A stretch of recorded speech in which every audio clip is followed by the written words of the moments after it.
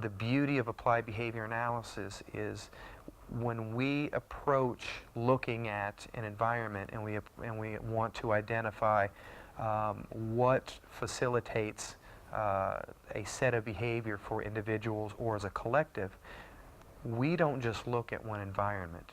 We look at multiple environments because multiple environments play into who we are. We look at what occurs in schools. We look at what occurs after hours. We want to ask questions. We love to go into homes. That's one of the great things about elite behavior analysis is we don't just stop at the classroom. We go into the environment where the individual may be. We're going to observe them in their environment.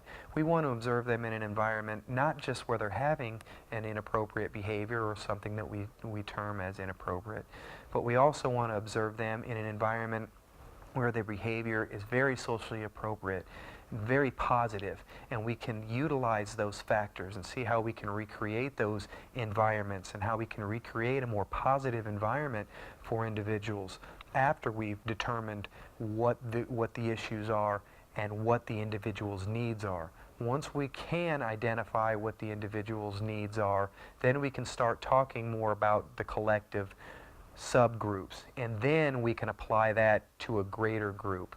And that's something that we as behavior analysts at Elite Behavior Analysis are really dedicated to doing. We want to get away from the terminology of things that really aren't measurable or things that are more abstract. And I think that's really what sets us apart and why we feel so passionate about what we do, because it's empirical, it's measurable, it's something that we can actually, once we see a problem, once we see what is maintaining the problem, that's when we come in and we put our interventions in place. We don't just go in and develop an intervention first and then hope we get it right and then check it out 6 months down the road and say, oh, well, that worked, maybe it didn't work. We're there every step of the way. Behavior analysts at Elite Behavior Analysis, we don't just write a behavior support plan or do an assessment or implement a program and put it in place and then leave. Because we're human beings and environments change, circumstances change, classroom dynamics change, environmental dynamics in the community change. Those things are all factors, and it's a progressive metamorphosis, so to speak, and it continues to grow over time.